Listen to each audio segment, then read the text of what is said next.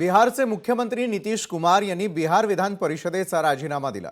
गेली तब्बल 20 वर्ष बिहारच्या राजकारणामध्ये स्वतःचा विशेष दबदबा निर्माण करणाऱ्या नितीश कुमार यांनी आता राज्यसभेचे खासदार झाल्याने देशाच्या राजकारणात आपली छाप पाडण्यास ते सज्ज झालेले आहेत। नितीश कुमार यांनी दिल्लीमध्ये जाताना आपला उत्तराधिकारी म्हणून राजकीय सूत्र मुलगा निशांत कुमार यांच्याकडे सोपवलेली आहे।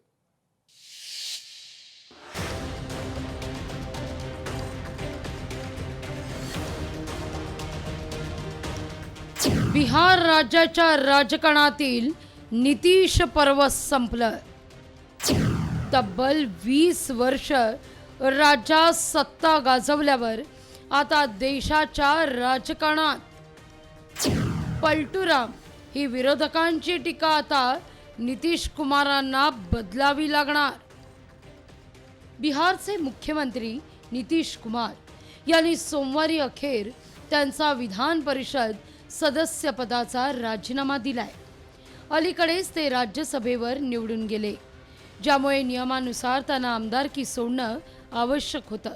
विशेष म्हणजे राजीनामा देऊनही ते पुढील काही दिवस मुख्यमंत्री पदावर कायम राहणार आहेत। अशा परिस्थितीत बिहारचा पुढील मुख्यमंत्री कोण होणार?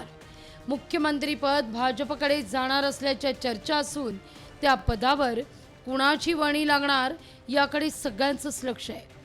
दरम्यान नितीश कुमार यांची राज्यावरील राजकीय पकड पाहता मंत्रिमंडळाची पुनर्रचना करताना नितीश कुमार यांचा अधिकार अबाधित राहणार का, याबाबतही बिहारच्या राजकारणात अनेक तर्कवितर्क चर्चिले जात आहेत।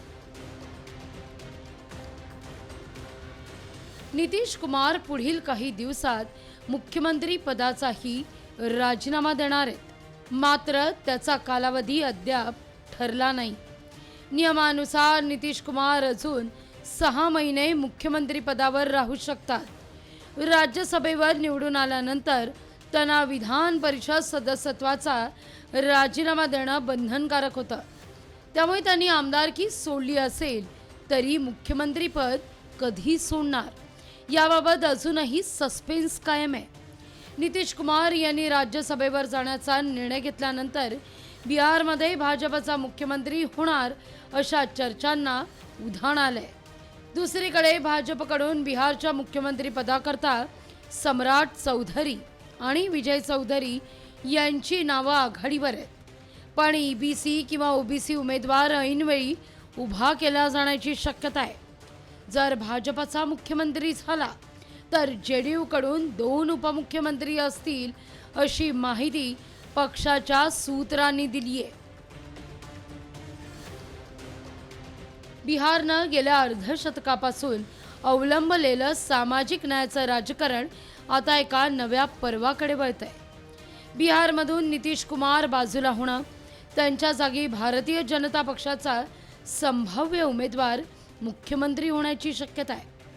हा बदल जरी अचानक वाटत असला तरी त्याची तयारी अनेक वर्षांपासून सुरू होती आणि भाजपकडून विविध राज्यांमध्ये सत्ता निर्माण करणं आणि सामाजिक गटांमध्ये विस्तार करण्याच्या धोरणानुसारच हे स्थित्यंतर घडतंय।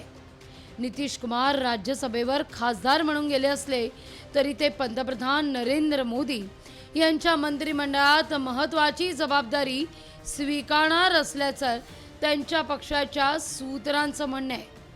नितीश कुमार यांनी बिहारच्या राजकारणात स्वतःचा विशेष दबदबा निर्माण केला असला तरी देशपातळीवर त्यांची प्रतिमा पलटूराम अशी राहिली आहे। ही प्रतिमा आता नितीश कुमार यांना मात्र बदलावी लागणार आहे।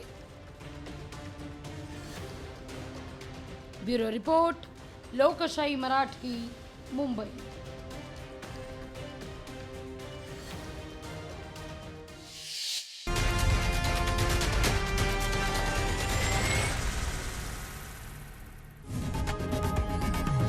लोकशाही मराठी ऐका, पहा, जागरूक रहा।